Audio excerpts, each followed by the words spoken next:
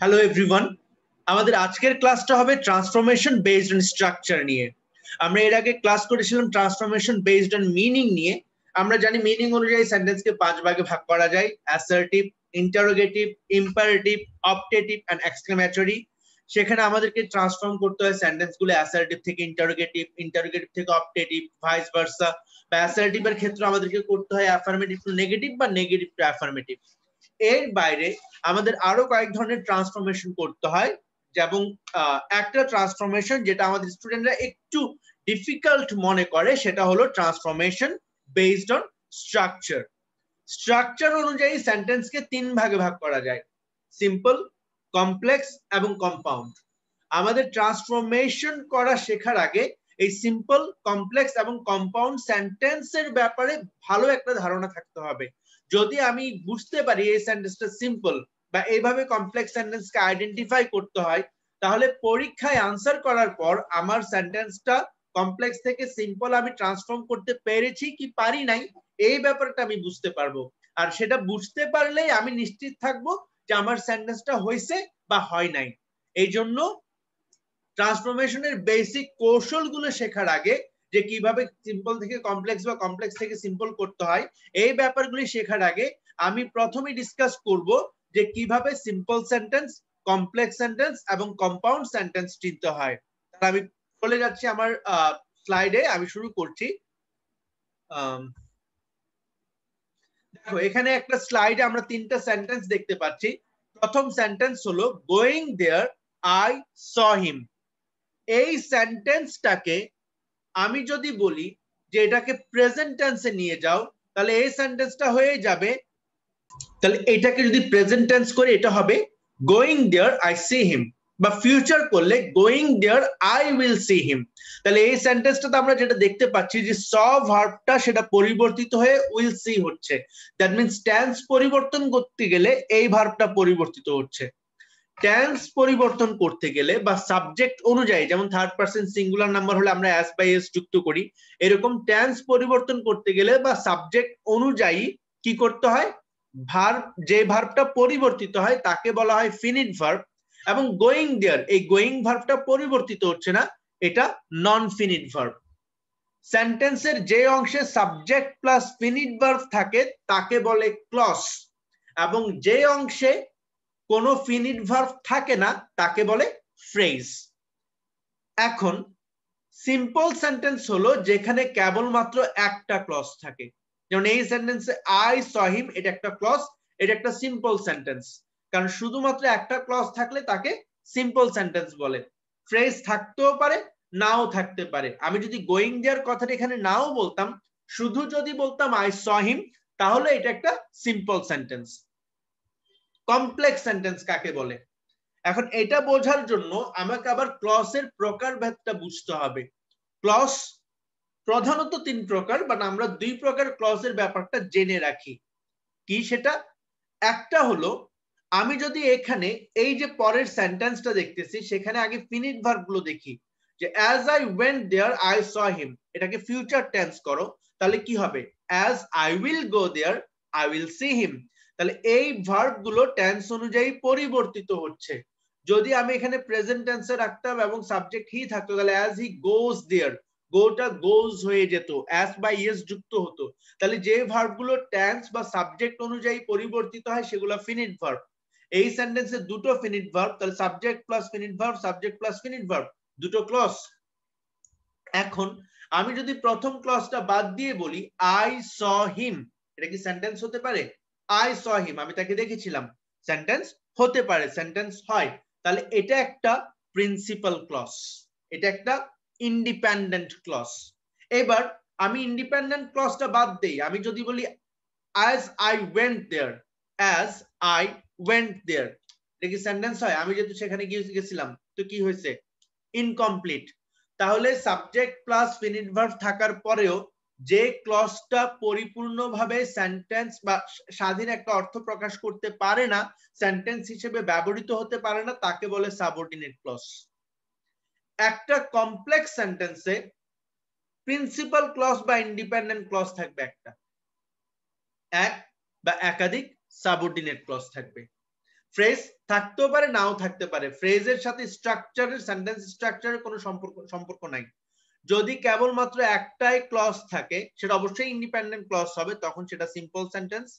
একটা independent clause এবং বাকি ক্লজ গুলো ডিপেন্ডেন্ট বা সাবঅর্ডিনেট ক্লজ হয়, তখন তাকে বলে কমপ্লেক্স সেন্টেন্স। তাহলে যদি আমাকে সিম্পল থেকে কমপ্লেক্স করতে বলা হয়, আমাকে কি করতে হবে? সিম্পল সেন্টেন্সের যে ফিনিট ভার্বটা আছে ওটার সাথে আমাকে, মানে যে ক্লজটা আছে ওটার সাথে আমাকে আরেকটা ক্লজ যুক্ত করতে হবে, যেটা একটা সাবঅর্ডিনেট ক্লজ হবে। ক্লজ কিভাবে যুক্ত করব? ওই সেন্টেন্সে আমাকে একটা এক্সট্রা ফাইনিট ভার্ব আনতে হবে। যেমন এখান থেকে এখানে আমি কি করছি, going there I saw him, going দেয়ারটা নন ফাইনিট, এটা ফাইনিট ভার্ব না।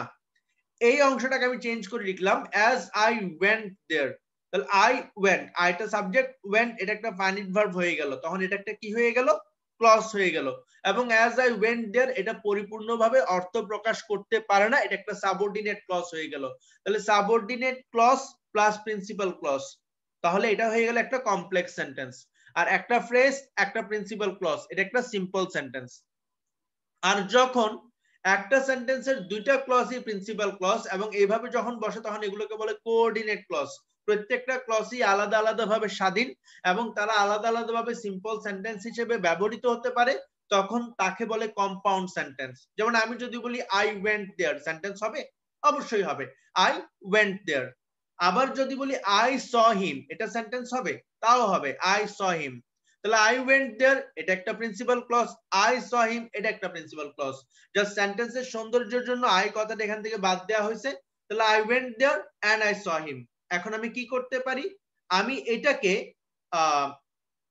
একসাথে এন্ড অর বাট কোন একটা কানেক্টরস দিয়ে ইউজ করলে এটা একটা কম্পাউন্ড সেন্টেন্স।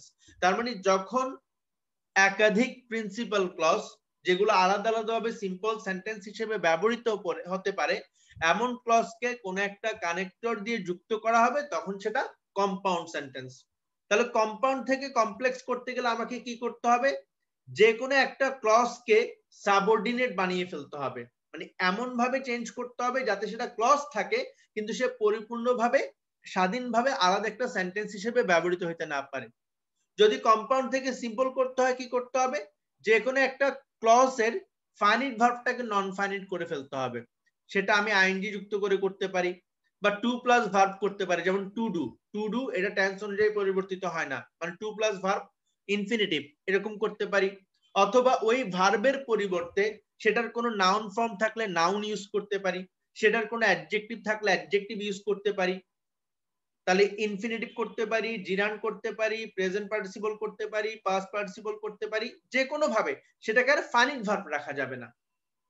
তাহলে এই ব্যাপারটা যদি মাথায় থাকে যে সিম্পল সেন্টেন্স মানে একটা প্রিন্সিপাল ক্লজ একটা ফাইনিট ভার্ব, কমপ্লেক্স সেন্টেন্স মানে একের অধিক ফাইনিট ভার্ব এবং একটা প্রিন্সিপাল ক্লজ বাকিগুলো সাবঅর্ডিনেট ক্লজ, কম্পাউন্ড সেন্টেন্স মানে একের অধিক ফাইনিট ভার্ব একের অধিক ক্লজ এবং প্রত্যেকটা ক্লজই কোঅর্ডিনেট ক্লজ। এবং সিম্পল হোক কমপ্লেক্স হোক কম্পাউন্ড হোক প্রত্যেকটাতেই ফ্রেজ থাকতেই পারে নাও থাকতে পারে, এই ফ্রেজের সাথে সেন্টেন্সের স্ট্রাকচারের কোনো সম্পর্ক নাই। আশা করি এতটুকু পর্যন্ত আমি তোমাদের বোঝাতে পেরেছি। আমি এখন পরের স্লাইডে যাব। পরের স্লাইডে যেটা করব সেটা হচ্ছে আমি বিভিন্ন সেন্টেন্স, বেশিরভাগই কমপ্লেক্স সেন্টেন্সে দেয়া আছে, সেগুলোকে সিম্পল করব এবং কম্পাউন্ড করব। কিভাবে করছি, কি স্ট্রাকচারটা ফলো করছি সেটা তোমরা বোঝার চেষ্টা করবে। এখানে আমি যেটা করছি সেটা হলো যে শুধুমাত্র প্রশ্নটা রাখছি, আনসারটা আমি তোমাদেরকে কয়েকবার করে বলবো। আমি চাইবো যে এরপর বুঝে যাওয়ার পরে তোমরা সেটা নিজে করার চেষ্টা করবে। তাহলে আমি পরের স্লাইডে যাচ্ছি। দেখো প্রথম sentence, when the thief saw the police he ran away। এখন এই সেন্টেন্সটা একটা কমপ্লেক্স সেন্টেন্স। কিভাবে বুঝছি? এখানে স একটা ফাইনিট ভার্ব আছে, ran একটা ফিনিট ভার্ব আছে। আমি যদি বলি হি ran away, সেন্টেন্স হতে পারে? অবশ্যই পারে, হি ran away। কিন্তু যখন বলবো when the thief saw the police, সে যখন পুলিশকে দেখলো কি হয়েছে, এতটুকু বলে যদি আমি সেন্টেন্সটাতে পজ দেই তাহলে সেটা একটা কমপ্লিট সেন্টেন্স হয় না। তাহলে এটা একটা কমপ্লেক্স সেন্টেন্স। এখানে একটা প্রিন্সিপাল ক্লজ আছে, একটা সাবঅর্ডিনেট ক্লজ আছে।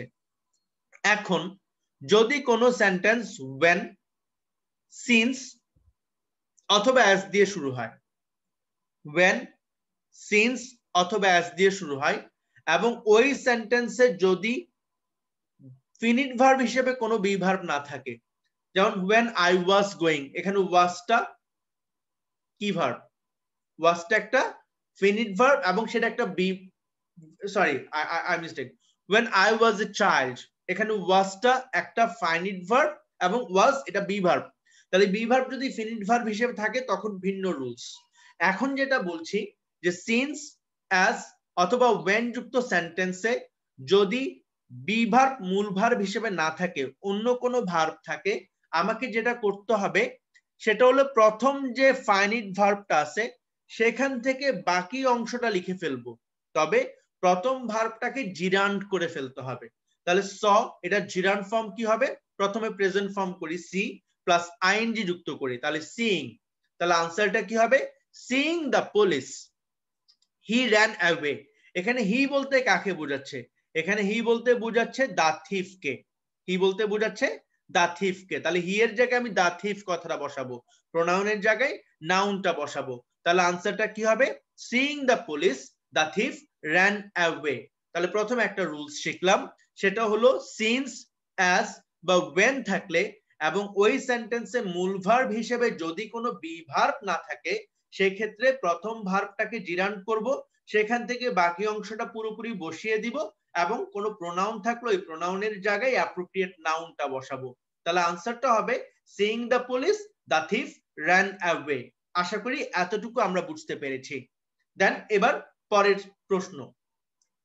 ঠিক একই ভাবে যদি ওই সেন্টেন্সে সিন্স বা অ্যাজ থাকে, এই যে সিন্স আছে এবং অ্যাজ আছে এবং সেখানে যদি কোনো একটা বি ভার্ব মূল ভার্ব হিসেবে থাকে, সেই ক্ষেত্রে আবার ভিন্ন রুলস। এই রুলসটাকে দুই ভাগে ভাগ করা যায়। এক, যদি বি ভার্ব মূল ভার্ব হিসেবে থাকে এবং সাবজেক্ট যদি ভিন্ন ভিন্ন হয়, যেমন আমরা প্রথম ক্লসে সাবজেক্ট দেখছি কি দা ওয়েদার, পরের ক্লসে সাবজেক্ট দেখছি কি সুমন।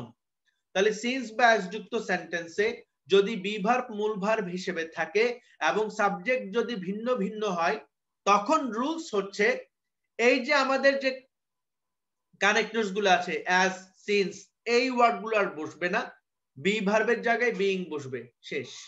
তাহলে আনসারটা কি হবে? The weather being cold Suman could not come. The weather being cold Suman could not come. আশা করি এটা বুঝতে পেরেছো।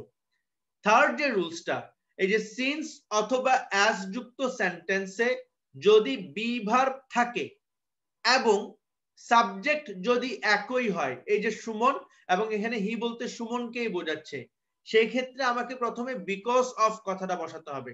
বিকজ অফ এর পর সাধারণত অফ থাকলেই এরপরে সাবজেক্টের পজিটিভ ফর্মটা বসে, তাহলে সুমনের পজিটিভ ফর্ম হিস, এবং এরপর হয় বি ভার্বের জন্য আমি বিইং বসাবো, বিইং ইল, এই যে বিইং এর পর ইল, ইল এটা একটা অ্যাডজেক্টিভ, তাহলে বিইং প্লাস ইল বসাবো, অথবা আমি ইল এর পরিবর্তে ওই অ্যাডজেক্টিভের পরিবর্তে যদি তার নাউন ফর্মটা বসাই, ইল এর জায়গায় যদি আমি ইলনেস বসাই, পুয়ার এর জায়গায় আমি যদি পভার্টি বসাই, এই ধরনের অ্যাডজেক্টিভের জায়গায় যদি আমি নাউনটা বসাই, তখন আমাকে আর বিইং কথাটাও লিখতে হবে না। তাহলে এটার আনসারটা কি হতে পারে? Because of his being ill, Shumon could not come. Because of his being ill, Shumon could not come. অথবা আমি লিখতে পারি because of his illness, being ill কথাটা না বলে আমি বলতে পারি illness, because of his illness Shumon could not come. এবার তুমি বলো যে সুমন কথাটা নাউনটা সেন্টেন্সের প্রথমে থাকলে সুন্দর না পরে থাকলে সুন্দর? অবশ্যই প্রথমে থাকলে সুন্দর। যেহেতু প্রথমে থাকলে সুন্দর, সেক্ষেত্রে পরের ক্লজটা আগে নিয়ে আসলে এখানে সুন্দর।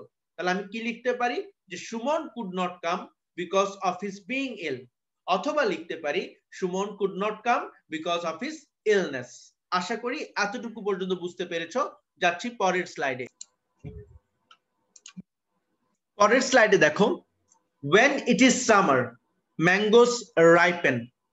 এই যে আগের স্লাইডটাতে আমি কি বলেছি যে when থাকলে এবং এরপর যদি বি ভার্ব না থাকে তখন রুলসটা জানি, এবং এই রুলস সিন্স বা অ্যাস এর ক্ষেত্রে বি ভার্ব না থাকলে যে রুলস তা একই।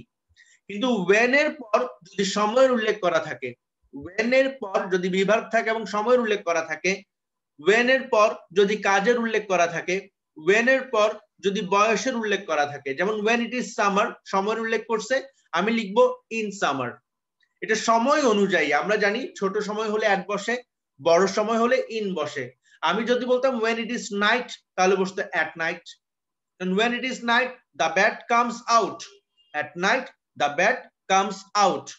when it is summer mangoes ripen, তাহলে in summer mangoes ripen। যেখানে যেখানে আমি in বলছি সেখানে in এর পরিবর্তে আমি during ও বসাতে পারি, during summer mangoes ripen। আবার কমা না দিয়ে সেন্টেন্সটাকে সুন্দরভাবে লিখতে পারি কিভাবে, আমি ম্যাঙ্গোস সাবজেক্টটাকে সেন্টেন্সের প্রথমে নিয়ে আসলে তাহলে জিনিসটা শুনতে আরো সুন্দর, ম্যাঙ্গোস রাইপেন ইন সামার। তাহলে when it is summer mangoes ripen, এটাকে আমি লিখতে পারি during summer mangoes ripen, in summer mangoes ripen, বা ঘুরিয়ে লিখতে পারি mangoes ripen in summer। তাহলে সময়ের ক্ষেত্রে বড় সময় বোঝালে সেই ক্ষেত্রে আমি in বসাবো, ছোট সময় বোঝালে আমি at বসাবো, যেটার সাথে যেটা যায়। কিন্তু রুলসটা কি, যে when এর পর সময়ের উল্লেখ করা থাকলে in, during অথবা প্রয়োজন অনুযায়ী at বসে। তাহলে when it is summer mangoes ripen, in summer mangoes ripen, বা mangoes ripen in summer। when it is night the bat comes out, তাহলে the bat comes out at night।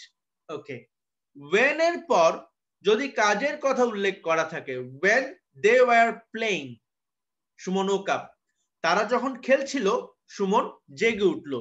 when they were playing তারা যখন খেলছিল, এখন তারা কি সকালে খেলছিল, বিকেলে খেলছিল, বা রাতে ব্যাডমিন্টন খেলছিল, কোন সময়ে সেটা উল্লেখ করা নাই। যদি এরকম কোন সময়ে সেটা উল্লেখ করা না থাকে আমরা at the time of লিখবো, when এর পরিবর্তে কি লিখবো, at the time of। এবং আগের স্লাইডে বলেছি অফ থাকলে সাধারণত সেন্টেন্স আমি যখন সিম্পল করতে যাব অফ এর পরে সাবজেক্টের পজিটিভ ফর্মটা বসে, তাহলে দে এর পজিটিভ ফর্ম দেয়ার। তাহলে at the time of when এর পরিবর্তে লিখবো at the time of there। এরপর আর where কথাটা লিখবো না, শুধু প্লেইং লিখবো। এখন খেয়াল করো যদি were playing লিখি সেটা একটা ফিনিট ভার্ব, কারণ আমি যদি বলি এটাকে পাস্ট টেন্স করো when they played, এটাকে ফিউচার কন্টিনিউয়াস করো when they will be playing, কিন্তু শুধু প্লেইং থাকলে সেটা non finite. at the time of their playing Suman woke up, এটাকে ফিউচার টেন্স করো at the time of their playing Suman will wake up, তাহলে woke up টা will wake হচ্ছে, কিন্তু at the time of their playing এই প্লেইংটা change হচ্ছে না, এটা নন ফিনিট, তাহলে এটা একটা সিম্পল সেন্টেন্স। তাহলে রুলসটা কি শিখলাম, when এর পর যদি কাজের কথা উল্লেখ করা থাকে এবং কখন মানে টাইম যদি উল্লেখ করা না থাকে শুধু কাজের কথা উল্লেখ করা থাকে, সেক্ষেত্রে when এর পরিবর্তে at the time of কথাটা বসাবো। আর অফ এর পরে সাধারণত সাবজেক্টের পজিটিভ ফর্ম বসে, হি থাকলে হিস হতো, সি থাকলে হার হতো, দে আছে তাহলে দেয়ার হবে, এবং এরপর জাস্ট ভার্ব প্লাস আইএনজি বসে যাবে, যে অক্সিলিয়ারি ভার্বটা থাকে সেটা আর বসবে না, আর সেটা না বসালে সেই জিনিসটা নন ফিনিট হয়ে যায়, বাকি অংশ যা আছে তা বসে যাবে। তাহলে at the time of their playing Suman woke up। আবার আমি এটাকে সাজিয়ে লিখতে পারি, পরের ক্লজটা আমি আগেও আনতে পারি, এটাতে কোনো প্রবলেম নাই। তাহলে আমি লিখতে পারি Suman woke up at the time of their playing, দুই ভাবে লেখা যাবে, যে at the time of their playing Suman woke up, বা Suman woke up at the time of their playing। আশা করি এতটুকু বুঝতে পেরেছো। দেন when এর পর যদি বয়সের উল্লেখ করা থাকে তাহলে when এর পরিবর্তে at the age of বসবে, এবং এই ক্ষেত্রে অফ এর পর পরপরই বয়সটা বসে যাবে at the age of 12।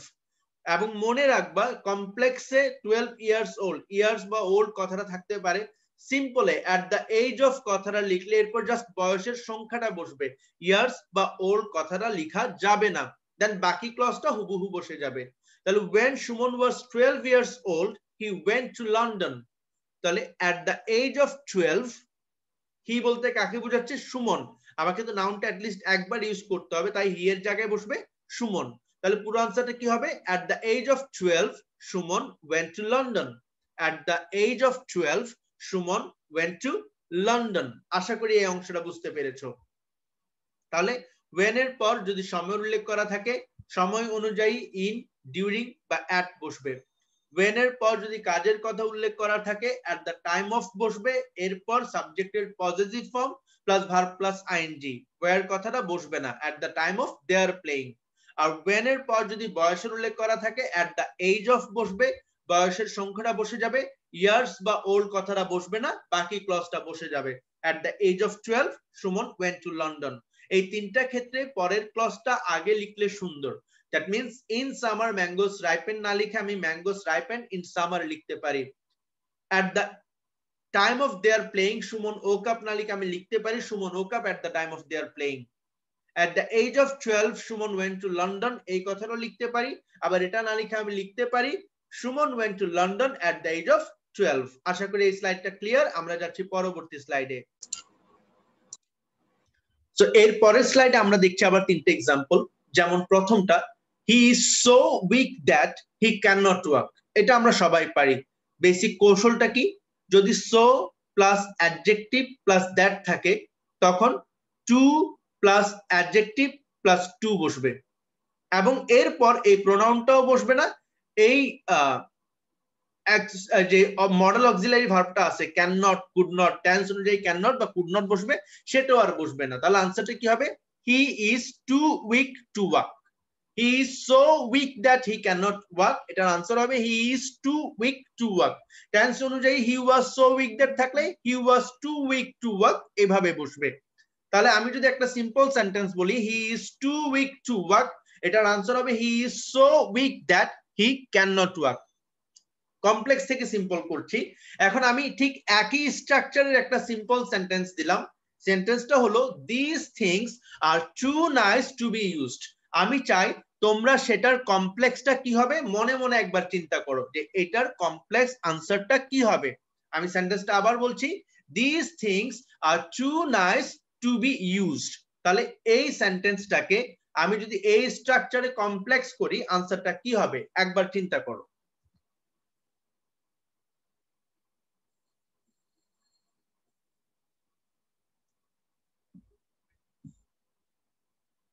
আনসারটা হবে these things are so nice that, too থাকলে তারপর তো সো অ্যাডজেক্টিভ বসে যাবে এবং এই টু এর জায়গায় দ্যাট বসতেছে আমরা জানি। এরপর প্রোনাউন বসবে। তাহলে এই these things এর প্রোনাউন কি, these things এর প্রোনাউন দেও হবে না, these things এর প্রোনাউন ইটও হবে না, এখানে these বসাতে হবে এবং তারপর ক্যান নট বসবে, ক্যান বসবে না। আর এখানে ওয়াক বসে গেছে, এখানে বি ইউজ কথাটা পুরোপুরি বসে যাবে। তাহলে আনসার হবে these things are so nice that these cannot be used, cannot be used। these things are so nice that these cannot be used। এটা এতই সুন্দর যে এখন ইউজ করা যাবে না বা ইউজ করা যাবে না। যে বাবা মারা যেটা করে অনেক বেশি সুন্দর হলে শোকেসে থাকুক, পরে দেখা যাবে, এই ব্যাপারটাই। কিন্তু আমি এটা যে কারণে বলছি সেটা হচ্ছে these things are so nice that, এরপরে আমরা these না লিখে অনেক সময় দে বা ইট লিখে ফেলি, ক্যান নট না লিখে ক্যান লিখে ফেলি। এই ভুলটা যাতে না করি আমরা। তাহলে এখানে কি শিখলাম, যদি so plus adjective plus that বসে তাহলে too plus adjective plus two বসবে। আর too plus adjective plus too থাকলে so plus adjective plus that, তারপর প্রোনাউন, তারপর টেন্স অনুযায়ী ক্যান নট বা কুড নট বসবে, দেন বাকি অংশটা বসে যাবে। এবার যে সেন্টেন্সটা, যদি সো দ্যাট থাকে, যদি সো দ্যাট থাকে সেন্টেন্সের মাঝখানে, এটাকে সিম্পল করার জন্য টু অথবা ইন অর্ডার টু বসবে। টু বসালে যে স্ট্রাকচার আছে সেটাই বসে যাবে, আর ইন অর্ডার টু দিলে সেক্ষেত্রে পরের ক্লজটা আগে লিখলে সুন্দর। তাহলে Suman sold his mobile so that he could buy a watch. Suman sold his mobile so that he could buy a watch. এটার আনসার হবে Suman sold his mobile to buy a watch. Suman sold his mobile to buy a watch. অথবা এটাকে আমি এইভাবেও বলতে পারি, in order to buy a watch Shumon sold his mobile। in order to buy a watch Shumon sold his mobile। এর আগের sentence গুলোর আমি কোনটার কম্পাউন্ড এই কারণে করিনি কারণ এগুলো সহজ। যেমন আমি যদি বলি he is so weak that he cannot walk, compound কি হবে, he is very weak and he cannot walk। বা তার আগের স্লাইডে আমি একটু যাই, যেমন when it is summer mangoes ripen, তাহলে it is summer and mangoes ripen। when they were playing Shumon woke up, they were playing and Shumon woke up। তাহলে কম্পাউন্ড গুলো সহজ দেখে আমি বলি নাই, এটার কম্পাউন্ডটা একটু জটিল, আমরা একটু মনোযোগ দিয়ে শুনি। সেন্টেন্সটার বাংলাটা কি দাঁড়াচ্ছে? সুমন তার মোবাইল বিক্রি করেছে যাতে সে একটা ঘড়ি কিনতে পারে। তাহলে সে মোবাইল বিক্রি করেছে এই ব্যাপারে আমরা শিওর, সে মোবাইল বিক্রি করেছে যাতে সে একটা ঘড়ি কিনতে পারে। কিন্তু সে ঘড়ি কিনছে কি কিনে না এটাকে আমরা জানি। সে মোবাইল বিক্রি করেছে আমরা শিওর, ঘড়ি কেনার জন্য করেছে সেটাও আমরা জানি। কিন্তু এমন হতে পারে না এরপর তার ডিসিশন চেঞ্জ হয়েছে, সে আর ঘড়ি কিনে নাই, বা সে একটা ইবুক রিডার কিনছে, বা অন্য যে কোনো কিছু হতে পারে। তাহলে ওই জিনিসটা এখানে সেন্টেন্সে কিন্তু ক্লিয়ার করে বলে নাই যে সে ঘড়ি কিনে ফেলছে, বলছে কি সে যাতে একটা ঘড়ি কিনতে পারে তাই সে তার মোবাইল বিক্রি করছে। এবং এটার সিম্পলটাও সেন্টেন্সটা কোন রকম, Suman sold his mobile to buy a watch, একটা ঘড়ি কেনার জন্য সে তার মোবাইল বিক্রি করছে। এখন এটা অনেকেই কম্পাউন্ড লিখে যে Suman sold his mobile and bought a watch, হবে না, কারণ অর্থ চেঞ্জ হয়ে যাচ্ছে, সে ঘড়ি কিনছে আমরা জানি না। Suman sold his mobile and he could buy a watch, এটা হয় sentence, and he could buy হয় না। তাহলে এই ক্ষেত্রে আমাকে নতুন একটা ভার্ব আনতে হবে, আমাকে লিখতে হবে এইভাবে, এবং এই ক্ষেত্রে পরের ক্লজটা আগে বসবে। Suman wanted to buy a watch, Suman একটা ঘড়ি কিনতে চেয়েছিল, and so he sold his mobile, এবং এই জন্য সে তার মোবাইল বিক্রি করে ফেলেছে। এখানে and so বসতেছে কেন? and so না বসালে সেন্টেন্সটা শুনতে শ্রুতি মধুর হয় না। তুমি যদি বলো Suman wanted to buy a watch and sold his mobile, but Shumon wanted to buy a watch and so he sold his mobile, that sounds better. কেউ যদি and so না লিখে সেটা শুনতে শ্রুতি মধুর না, এজন্য এটার অ্যাপ্রোপ্রিয়েট আনসার হচ্ছে Suman wanted to buy a watch and so he sold his mobile। আশা করি এতটুকু পর্যন্ত বুঝতে পেরেছো। আমি যাচ্ছি এখন পরের স্লাইডে। তাহলে পরের স্লাইডে আমরা কি দেখছি, আবারও তিনটে এক্সাম্পল দেখি। though he is poor he is large hearted, যদি কমপ্লেক্স সেন্টেন্সে দো অথবা অলদো থাকে তাহলে সিম্পল করার সময় হয় ইনস্পাইট অফ অথবা ডেসপাইট বসবে। আমি আবারও বলি, ইনস্পাইট এর সাথে অফ বসে, ডেসপাইট অফ কখনো হবে না, হয় ইনস্পাইট অফ বসবে না হয় ডেসপাইট বসবে। ইনস্পাইট অফ দিলে সেক্ষেত্রে আমরা জানি অফের পর কি হয়, সাবজেক্টের positive form, in spite of his, in spite of his এরপর বি ভার্বের জায়গায় আমি বিং বসাবো, বাকি অংশ যা আছে তা বসে যাবে। তাহলে in spite of his being poor he is large hearted, in spite of his being poor he is large hearted. আর যদি ডেসপাইট বসাই সেক্ষেত্রে অবশ্যই সাবজেক্টের পজিটিভ ফর্ম বসবে। তবে আমরা ওই যে প্রথমে শিখেছি যে বি ভার্ব প্লাস অ্যাডজেক্টিভ থাকলে আমি বি ভার্বের পরিবর্তে আইএন বিং প্লাস অ্যাডজেক্টিভটা বসিয়ে ফেলতে পারি, অথবা সরাসরি ওই অ্যাডজেক্টিভের নাউন ফর্মটা বসাতে পারি, তখন আর বি ভার্বটা পুরোপুরি তুলে দিলেই হবে, কোনো বিং কথা ইউজ করতে হবে না। তাহলে আমি লিখতে পারি in spite of his being poor he is large hearted, অথবা লিখতে পারি despite his poverty he is large hearted. এখন বলতে পারো যে in spite of his poverty বা ডেসপাইট হিজ বিং পুয়ার লিখলে সমস্যা আছে কিনা, সমস্যা নাই, তবে সেটা শ্রুতি মধুর না। আমরা এইভাবে লিখতে পারি in spite of his being poor he is large hearted, বা despite his poverty he is large hearted. আশা করি বুঝতে পেরেছো। দেন এর পরেরটা দেখো, if you don't study hard you will fail. যদি ইফ যুক্ত সেন্টেন্স থাকে সেটা যদি অ্যাফার্মেটিভ হয়, যেমন আমি যদি বলতাম ইফ ইউ স্টাডি হার্ড, তাহলে by plus verb plus ING দিলেই হতো যে by studying hard you will get GPA 5। আর যদি ইফ প্লাস নেগেটিভ হয় সেক্ষেত্রে উইদাউট দিলেই হবে, তাহলে without studying hard you will fail, অথবা উইদাউট না লিখে আমি আনলেস লিখতে পারি, আনলেস, সরি আমি ভুল বলছি, if you don't study hard এই কমপ্লেক্স সেন্টেন্সটাকে আমি আবার এইভাবে না লিখে আনলেস দিয়েও লিখতে পারতাম যে if you don't study hard you will fail, বা আমি যদি বলি unless you study hard you will fail, একই কথা। এই দুটো সেন্টেন্সকে আমি যদি সিম্পল করতে চাই আমাকে উইদাউট দিয়ে লিখতে হবে, without studying hard you will fail. তাহলে ইফ যুক্ত অ্যাফার্মেটিভ সেন্টেন্সকে সিম্পল করতে গেলে বাই প্লাস ভার্বের সাথে আইএনজি বসবে, ইফ যুক্ত নেগেটিভ সেন্টেন্সকে বা আনলেস ওয়ালা সেন্টেন্সকে সিম্পল করতে গেলে without plus verb plus ING বসবে। ঠিক একই ভাবে ইফ যুক্ত অ্যাফার্মেটিভ সেন্টেন্সকে যদি আমি কম্পাউন্ড করতে যাই এন্ড বসবে, if you study hard you will get GPA 5। Study hard and you will get GPA 5 if যুক্ত সেন্টেন্সকে আমি যদি নেগেটিভ সেন্টেন্সকে যদি আমি কম্পাউন্ড করতে যাই তাহলে অর বসবে if you don't study hard you will fail বা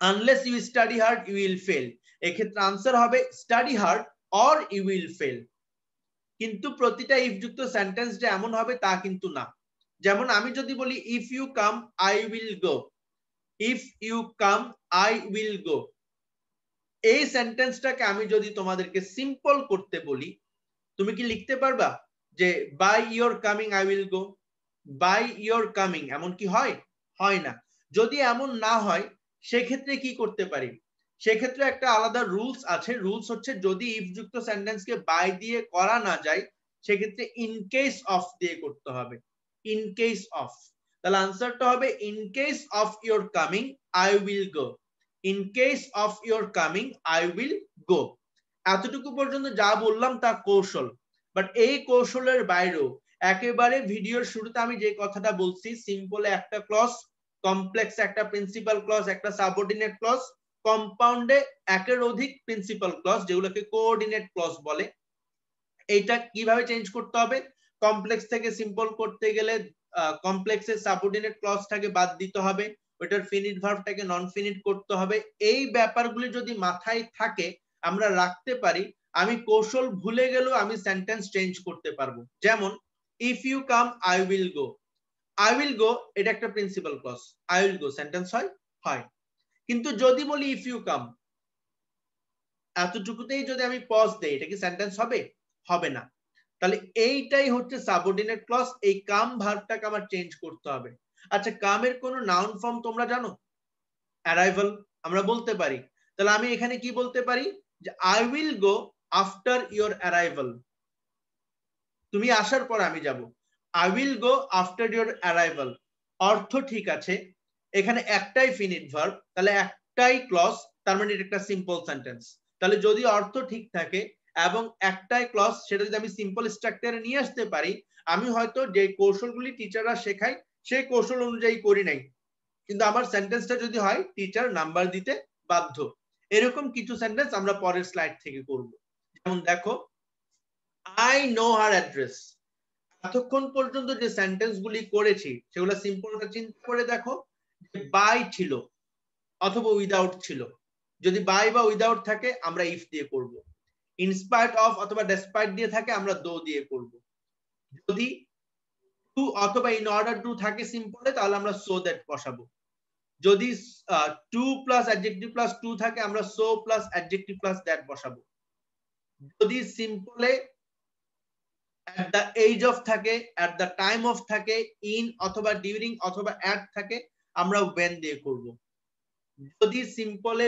because of অথবা being plus adjective এমন থাকে তাহলে সেই ক্ষেত্রে আমরা কি করব সেই ক্ষেত্রে আমরা since অথবা as দিয়ে করব যদি জিরান দিয়ে শুরু হয় আমরা হয় since না হয় as না হয় when দিয়ে করব প্রত্যেকটাতে কোনো না কোনো ক্লু পাচ্ছি যে এটা পেলে এটা করব এটা পেলে এটা করব কিন্তু এখানে দেখো এই সেন্টেন্সটা আই নো হার অ্যাড্রেস এখানে কি কোনো ধরনের ক্লু আছে কিনা ক্লু আছে নাই এখানে কি ইনস্পাইট অথবা ডেসপাইট আছে নাই বাই কথাটা আছে নাই তাহলে এরকম যদি না থাকে তখন কি করব তখন কমপ্লেক্স করার জন্য আমাকে একটা রিলেটিভ প্রোনাউন ইউজ করতে হবে who what which when where এই জাতীয় একটা রিলেটিভ প্রোনাউন ইউজ করতে হবে আই নো হার অ্যাড্রেস তাহলে আমি বলতে পারি I know what her address is note একটা ভার্ব ইজটা একটা ভার্ব এই যে দুটো ভার্ব বসালাম এটা একটা কমপ্লেক্স সেন্টেন্স হয়ে গেল I know what her address is অথবা অ্যাড্রেস মানে কি যেখানে বসবাস করে আমি যদি সেটার জন্য অন্য কোনো ভার্ব নিয়ে আসি তা হবে কিনা অবশ্যই হবে আমি লিখতে পারি I know where she lives in I know where she lives in পরের সেন্টেন্সটা we know that he is a very good person এটা আমি কম্পাউন্ড করতে বলছি এটার কম্পাউন্ডটা কি হবে একটু চিন্তা করো তো we know that he is a very good person এই জাতীয় ক্ষেত্রে যদি we know that we believe that এই জিনিসগুলো থাকে তাহলে মনে রাখবা সেই ক্ষেত্রে এই অংশটাকে পরে নিয়ে গেলে এটা কম্পাউন্ড ইজিলি হয়ে যায়। আমি কিভাবে লিখতে পারি? He is a very good person and we know that. He is a very good person and we know that. এর আগে এটা আমরা অবশ্যই করেছি, এখানে জাস্ট আরেকটা এক্সাম্পল আনলাম। এই যে আমি বলেছি at the age of 12 Rabindranath went to London. আবার যদি সময়ের উল্লেখ করা থাকে সেখানে আমি কি বসেছি? when বসেছিলাম। when Rabindranath was 12 years old he went to London। ঠিক একইভাবে 20 years ago সময়ের উল্লেখ করেছে, সেক্ষেত্রে আমি when বসাবো যে when it was 20 years ago he was living in Paris। when it was 20 years ago he was living in Paris। Compound করতে গেলে it was 20 years ago and he was living in Paris। আশা করি এতটুকু বুঝতে পেরেছো। আমি যাচ্ছি পরের স্লাইডে। ওকে, আমরা এখন পরের স্লাইডে যাচ্ছি। দেখো এখানে দুটো এক্সাম্পল দিয়েছি, এই ক্ষেত্রে কৌশলটা খেয়াল করব। সেন্টেন্সটা দেখো, it was declared that all men found with arms would be shot। এখানে দুটো ভার্ব, দুটো ফাইনাইট ভার্ব, was declared এবং would be shot। তিনটা ভার্ব আছে in total, was declared, found, would be shot।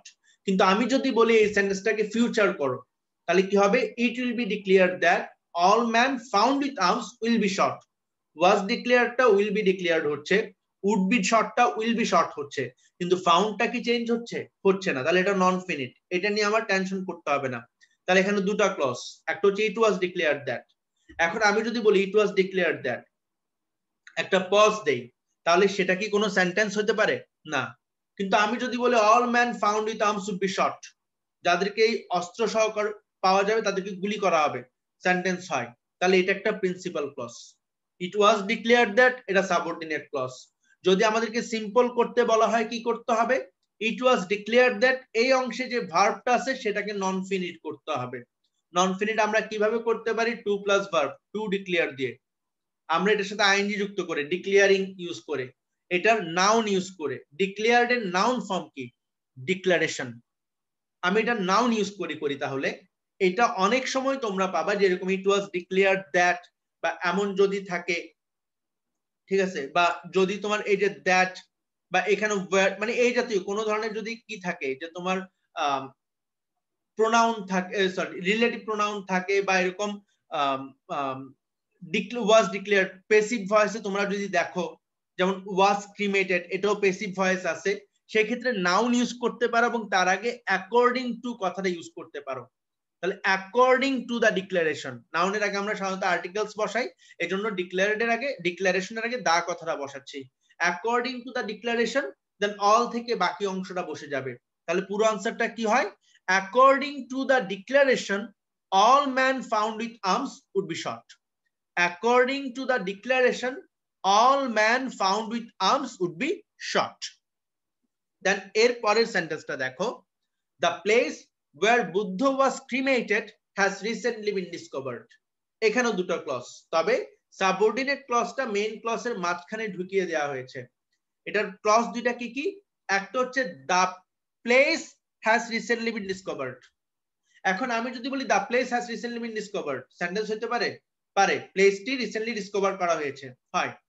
where Buddha was cremated, যেখানে বুদ্ধকে ক্রিমেট করা হয়েছে, যেখানে বুদ্ধকে শবদাহ করা হয়েছে, মানে পোড়ানো হয়েছে। তাহলে where Buddha was cremated এটা একটা ক্লজ, কিন্তু এটা একটা সাবঅর্ডিনেট ক্লজ। কারণ আমি যদি হঠাৎ করে তোমাদের মাঝখানে এসে বলি where Buddha was cremated, তো কি ওখানে কি? ইনকমপ্লিট। কিন্তু the place has recently been discovered, এটা একটা কমপ্লিট সেন্টেন্স, তাহলে এটা একটা প্রিন্সিপাল ক্লজ। তাহলে the place has recently been discovered এই অংশের কোনো পরিবর্তন করার দরকার নাই। where Buddha was cremated, এই was cremated এর পরিবর্তে আমি ক্রিমেশন কথাটা লিখতে পারি। তাহলে the cremation place of Buddha, the cremation place of Buddha has recently been discovered, বা Buddha's cremation place has recently been discovered, আমি আমার মতো বলতে পারি। তাহলে the cremation place of Buddha has recently been discovered। আশা করি বুঝতে পারছো। তাহলে the cremation place of Buddha যখন বললাম, was cremated এর জায়গায় যখন ক্রিমেশন নিয়ে আসলাম, সেটা একটা সিম্পল সেন্টেন্স হয়ে গেছে, কারণ এখানে ক্লজ আছে একটা, ফিনিট ভার্ব আছে একটা, তাহলে এটা একটা সিম্পল সেন্টেন্স। পরের স্লাইডে আসি, এখানে আবার তিনটা এক্সাম্পল দিয়েছি। we know that he is a very good person, এটা একটু আগেও করেছি। এই জাতীয় সেন্টেন্স কম্পাউন্ড করতে গেলে কি করব? যে পরের অংশটা আগে লিখে জাস্ট উই নো দ্যাট কথাটা পরে লিখে দিব যে he is a very good person and we know that, he is a very good person and we know that. এইবার এই সেন্টেন্সটা খেয়াল করো, as you sow so shall you reap। এটা একটা প্রবাদ বাক্য দেখে আমরা এইভাবে ব্যবহার করেছি, না হলে বেসিক্যালি আমরা জানি শ্যাল কথাটা এখন ব্যবহৃত হয় না, আর যদি ব্যবহৃত হয়েও থাকে আমরা এটা ইউ শ্যাল রিপ লিখতাম, কারণ subject plus shall plus object, you shall reap. Okay, sorry verb, you will go, will বা শ্যালটা সাবজেক্টের পরে বসে, as you sow you so you shall reap, কিন্তু এখানে লিখলাম কি so shall you reap। এটা কেন হয়? এটা হওয়ার কারণ হচ্ছে যখন কোনো কিছু জোর দিয়ে বলা হয় তখন অক্সিলারি ভার্বটা অনেক সময় সেন্টেন্সে বা সাবজেক্টের প্রথমে চলে আসে, অনেক সময় মূল ভার্বটাও সাবজেক্টের প্রথমে চলে আসতে পারে। যেমন আমি যদি বলি টাইটানিক ডুবে গেল, ইংরেজি হবে the Titanic sank down. Titanic ডুবেই গেল এরকম জোর দিয়ে যদি বলতে চাই আমাকে বলতে হবে sank down the Titanic, sank down the Titanic. তাহলে এই ব্যাপারটা এখানে আমাদের মাথায় রাখতে হবে। সেটা কি, যে এখানে সোশ্যাল ইউরিপ বলতে আসলে বোঝানো হয়েছে যে তুমি যেমন বপন করবে তেমন ফলই পাবে, জোর দিয়ে বলা।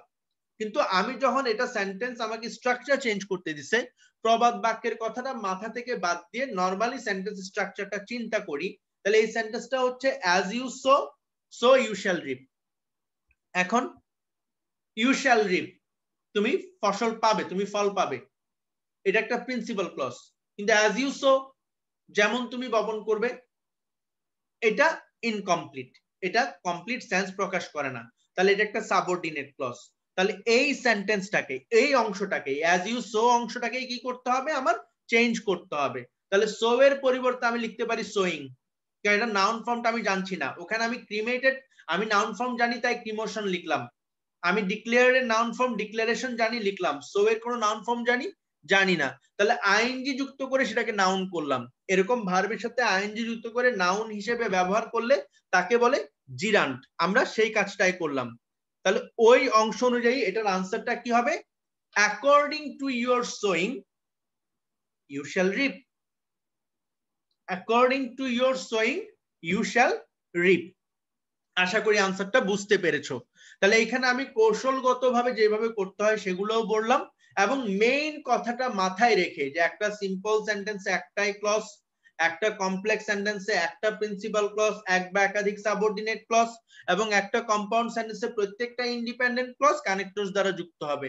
এই কথাটা মাথায় রেখে কিভাবে সেন্টেন্স চেঞ্জ করতে হয় সেই ব্যাপারটা শিখলাম, যে কমপ্লেক্স থেকে সিম্পল করতে গেলে সাবঅর্ডিনেট ক্লজের ক্লজটাকে আর ক্লজ রাখা যাবে না, সেটাকে ফ্রেজ বানাই ফেলতে হবে, বা সেটার ফিনিট ভার্বটাকে বাদ দিতে হবে, নন ফিনিট করতে হবে, সেটার জন্য ইনফিনিটিভ করতে পারি, জিরান্ট করতে পারি, পার্টিসিপল করতে পারি, অ্যাডজেক্টিভ হিসেবে ইউজ করতে পারি, সেটা যেটা করা যায়, যেটা করলে সুন্দর হয় সেটা। লাস্ট সেন্টেন্স যেটা দিলাম, এই ধরনের সেন্টেন্স আমাদের পরীক্ষায় আসে না, আমি এটা দিয়ে শেষ এই কারণেই করছি যে এই সেন্টেন্সটাতে আমি কয়টা ফিনিট ভার্ব ইউজ করেছি দেখো। as Saba will overcome those limitations, will overcome এটা একটা finite verb, she will prove her worth, will prove এটা একটা finite verb, we are sure আমরা নিশ্চিত, আর এটা একটা ফিনিট ভার্ব।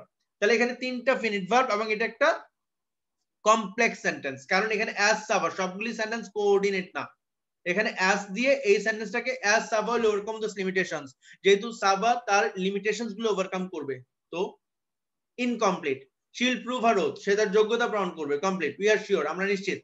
তাহলে এই যে এই সেন্টেন্সটাতে একটা সাবঅর্ডিনেট ক্লজ থাকার কারণে এটা একটা কমপ্লেক্স সেন্টেন্স হয়ে গেল।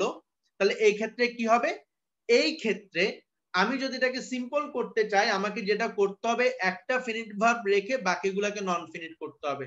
কোনটাকে নন ফিনিট করতে হবে, একটা তো নিশ্চিত যে সাবঅর্ডিনেট ক্লজের ফিনিট ভার্বটাকে নন ফিনিট করতে হবে, দেন আরেকটা কোনটা নন ফিনিট করব, ওই একই স্ট্রাকচার যদি আরেকটা ভার্ব থাকে তাহলে ওইটাকে নন ফিনিট করলে সেন্টেন্সটা সহজেই সিম্পল করা সহজ। আমি কি লিখতে পারি, we are sure of Savas proving her worth by overcoming those limitations. তাহলে উইল প্রুভ কে প্রুভিং লিখলাম, উইল ওভারকাম কে ওভারকামিং লিখলাম, সেটা সিম্পল হয়ে গেল, কারণ এই দুইটাই যেহেতু তখন নন ফিনিট হয়ে গেছে, একটাই ফিনিট ভার্ব, সেটা সিম্পল। তাহলে we are sure of Savas proving her worth by overcoming those limitations, এটা হচ্ছে সিম্পল কিভাবে করলাম। যে একটাকে ফিনিট ভার্ব রেখে বাকিগুলো নন ফিনিট করলাম। এটা শুধু তোমাদেরকে বোঝানোর জন্য। আমাদের পরীক্ষায় আসলে এই এতটুকু পর্যন্ত, মানে এখানে যে প্রথম দুইটা করেছি এই 2টা নাম্বার পর্যন্ত যা যা করিয়েছে এর আগে ওই মানের প্রশ্ন আসবে এইচএসসির ক্ষেত্রে। তাহলে আশা করি আমরা এখানকার প্রত্যেকটা সেন্টেন্স দেখতে পেরেছি। আমি চাইবো যে তোমরা এই সেন্টেন্স গুলোর সিম্পল থাকলে কমপ্লেক্স বা কমপ্লেক্স থাকলে সিম্পল আনসারটা নিজেরা লিখো, পাশাপাশি কম্পাউন্ড আনসারটাও লিখো। লিখে ফেলার পরে তারপর তোমার যদি কোনো কনফিউশন থাকে তুমি অবশ্যই আমার সাথে কন্ট্যাক্ট করবা। তাহলে আজকের জন্য এই ক্লাসটা এতটুকুই। ধন্যবাদ। আসসালামু আলাইকুম।